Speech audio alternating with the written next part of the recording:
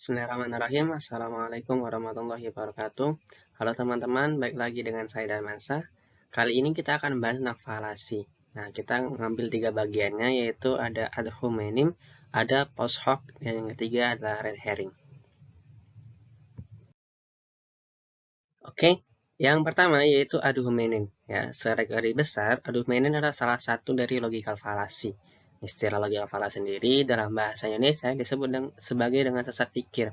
Ad hominem yang merupakan singkatan dari argumentum ad hominem adalah upaya untuk menyerang kebenaran suatu klaim dengan menunjuk sifat negatif orang yang mendukung klaim tersebut, yang tak jarang akan mengakibatkan body shaming.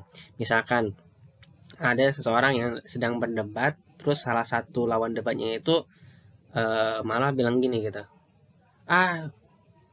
kamu yang cungkring diam aja gitu. Biasanya orang-orang cungkring pendapatnya nggak bisa didengar. Nah, itu salah satu sesat pikir yang masuk kepada ad hominem.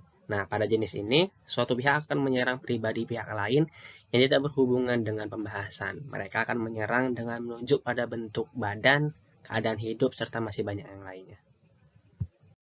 Filsuf Charles Taylor di dalam bukunya yang berjudul Philosophical Argument, khususnya di bagian bab 3, Explanation and Practical Reason, yang diterbitkan oleh Harvard University pada tahun 1995, berpendapat bahwa ad hominem membahas fakta tentang pembicara atau penulis tertentu relatif terhadap nilai pernyataannya adalah sangat penting demi memahami masalah moral tertentu, karena hubungan antara individu dan moralitas atau klaim moral.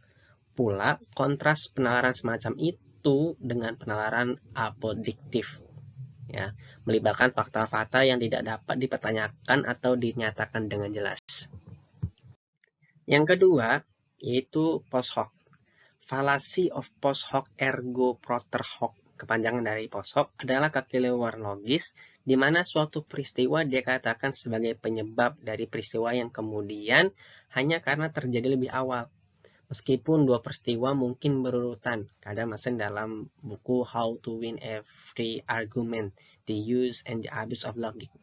Kita tidak bisa begitu saja berasumsi bahwa satu tidak akan terjadi tanpa yang lain. Contoh misalnya gini gitu ya.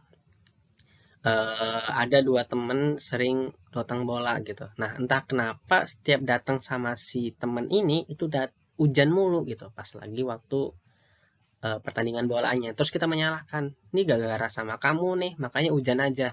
Nah, itu termasuk salah satu posok. Kita menyalahkan teman dengan kejadian hujan tersebut gitu ya. Jadi posok adalah kesalahan karena korelasi tidak sama dengan sebab akibat. Anda tidak dapat menyalahkan teman Anda setiap kali datang ke pertandingan bola turun hujan, atau mendapatkan keberuntungan setelah menginjak kotoran, atau susah mendapat jodoh ketika sering duduk di depan pintu. Nah, itu termasuk dengan post hoc. Yang ketiga, yaitu red herring. Nah, red herring adalah kesesatan logika yang mengalihkan perbincangan dari permasalahan utama. Kesesatan logika ini termasuk dalam kesesatan relevansi, tidak seperti kesesatan manusia jerami yang mengubah pandangan lawan agar lebih mudah menyerangnya.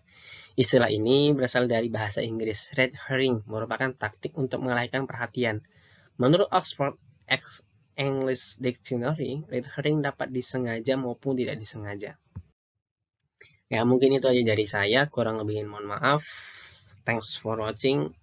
Wassalamualaikum warahmatullahi wabarakatuh.